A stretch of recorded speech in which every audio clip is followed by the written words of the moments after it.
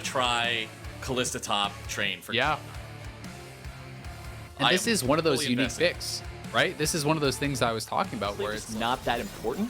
And a lot of players will just skill Q and E early on and have the extra. Not an incredible amount of threat from Tom Kench and Aphelios to actually look for that all in, but big engage. Speaking of threat, Blabber goes in, but it gets turned right back around. It's first blood over the side of 100. Continue to pressure this, and Niski has roamed all the way from up at that Rift Herald down to bot side.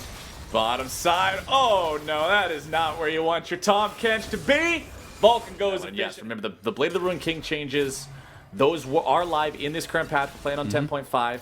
So that could be the change that Niski wants to go for here. But Cody Sun now going to be in some trouble. Gobbled up by Stunt to be kept alive. And Blabber is now punished for going in too hard. Vulcan finds himself isolated. He's going to be picked up as well. Licorice and proc this grass. So would have expected him to go Spellbook or something along those lines. But C9 going to drop the Rift Herald bottom.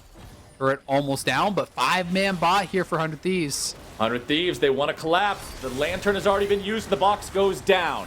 100 Thieves will be pushed back as Blabber throws in a cask. Stunt goes into stasis, but it only buys a moment as now he's going to be exploded. Wind wall down by Niski, going to prevent a counterattack coming out from the Thieves as Cody Sun is chased down, and it's a double kill for Sven. They might look to go for even more. Blabber body slamming his way right back out of the fight. As Ryoma jumps over the wall, he drops down the electrocute with the ignite, and that will pick up the kill in return.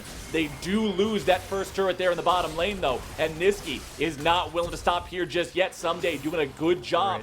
They will be able to likely start up the dragon here too. Blabber did go down, so he's got to run back out on the map, but Licorice just gonna take out Meteos. Meteos on it. So there's really no opportunity for Thieves to contest it. That also cost Stunt his flash. He flashed over the wall to try. After that Shelly has been secured, it will be immediately summoned by Blabber. One charge from her should be able to nearly, if not completely, finish this turret off. There you go, down to one single auto attack.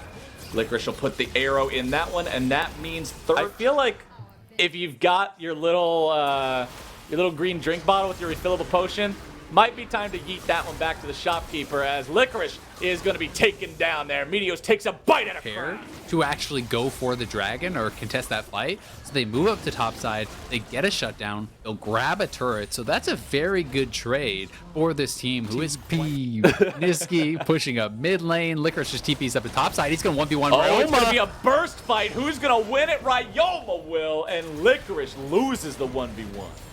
That is a big pick, 400 Thieves, back-to-back kills on Licorice up on that top side, and he even teleported up there to make that happen. Ryoma tracking him across the map, bursting him down. Stunt, though, is caught out, but didn't even have the damage.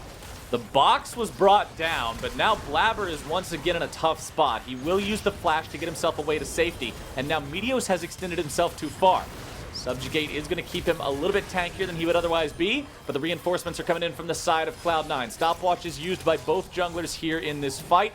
Ryoma dashing back over the wall. Though, he has had such good lanterns pulling Blabber to safety time and time again. And not only does Blabber have the lantern and the Zonias, he's also bound to Kalista. Both sides walk away, no casualties incurred, as Licorice will be just free firing onto this bottom side tier 2 turret. He takes that one down. Blade of the Ruined King with that Hurricane completed as well, working on the next lifesteal item here too. So often you see Kalistas heavily prioritize this lifesteal, makes her almost impossible to kill unless it's an instant burst.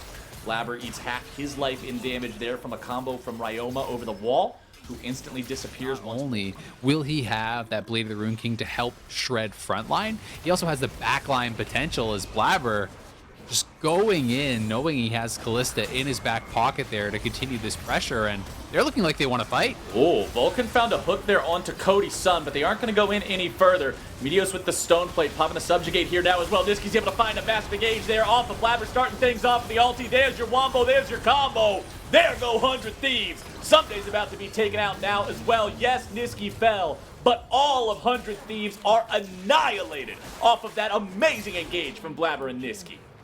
And that looks like that's going to be the game here, Flowers. Cloud9 with the ace just destroyed 100 Thieves, who had been hanging in for so long. They find the perfect engage. Cloud9 will run it down mid lane and clean this game up.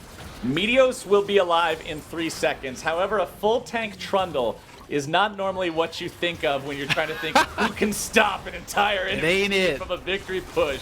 He's like, all right, guys, here's the pillar. I'm done.